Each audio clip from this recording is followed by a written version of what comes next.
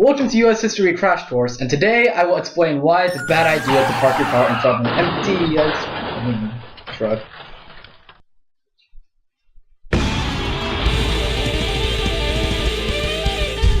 Before I get to my burning car, I'll talk about the prosperity and changes of the 1950s, starting with the Cold War.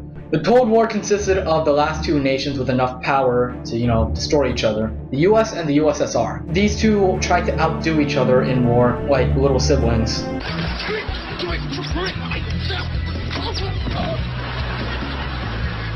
This is camera 1, over to camera 2.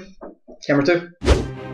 Compared to the US, the Soviets were at a huge disadvantage. They lost about 20 million people in World War II and were led by a psychopath, Joseph Stalin. No sh**.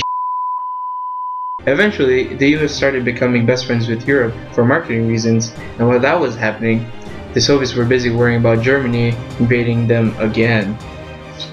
No offense, but Germany was forgetting one of the most important things in world history. Do not invade Russia. Unless you are, wait for it, the Mongols.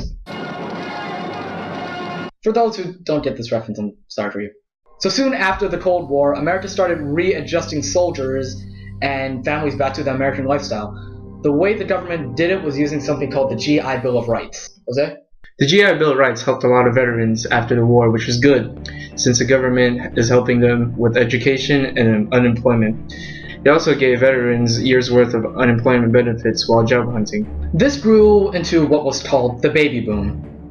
Soldiers from World War II came back to their American lifestyle, and this caused a huge population increase, aka the baby boom. On to camera 3. Camera 3. Hi, camera 1. Most African Americans, natives, and Latinos in the cities had to live in dirty, crowded places. One solution was urban renewal. Urban renewal provided homes for the poor and suitable environment in every American home. What about you, camera 4? So basically, franchises were strategies for business expansion. Some fast food restaurants such as McDonald's were one of the first and most successful franchises. Other franchises such as Mel's, In-N-Out, and Sonic were huge too. McDonald's is great, but cars are better. In the 1950s, Americans loved their cars. Big, powerful, and flashy. Fast food restaurants catered the car culture by offering drive-up services. Waitresses wearing roller skates added to the fun of front-seat driving. While that happened in 1953, 20th Century Fox introduced 3D imagery in theaters. Also, it introduced Aroma and the Smell-O-Vision, which put smells in the theaters, which is good and bad in some ways.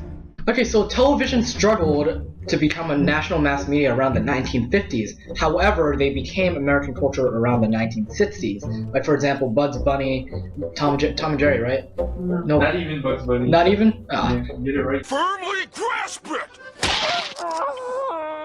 So, wait, what about Tom and Jerry? Didn't Tom and Jerry come around in 1980s, right?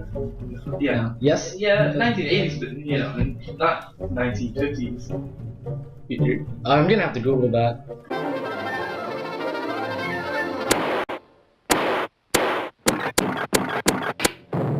Now for the music genre, rock and roll became popular in the 1950s, which introduced black and white musicians just like Chuck Berry and the king of rock himself, Elvis Presley.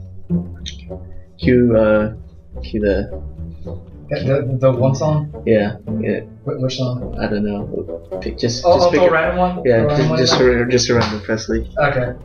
You ain't nothing but a hound dog, you're crying all the time. Well, you ain't never gonna ever and you ain't no friend of mine. Another would be jazz, where musicians like Nat King Cole came into play as well.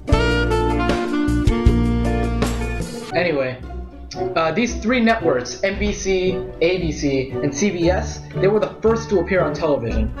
These programs originated live in New York. If you can remember a bunch of reporters saying live in New York, that's working. However, people weren't too happy with television. There was a lot of stereotypes towards women and other people. A lot of Latinos and African Americans didn't appear on TV, and when they did, it promoted stereotypes. Shows like Gunsmoke and Have Gun Will Travel promoted gun violence towards children, and the government was concerned. Many Mexicans came to the U.S. and became citizens during the 19th century, after the U.S. added to the Southwest after the war with Mexico. Large numbers of Mexicans crossed the border to work in the U.S. during and after World War. Alright, sorry guys, that's all the time we have left for this episode of Craft Course. But hope you guys liked it, and see you guys later. I eat pears now. Shout out to all the pear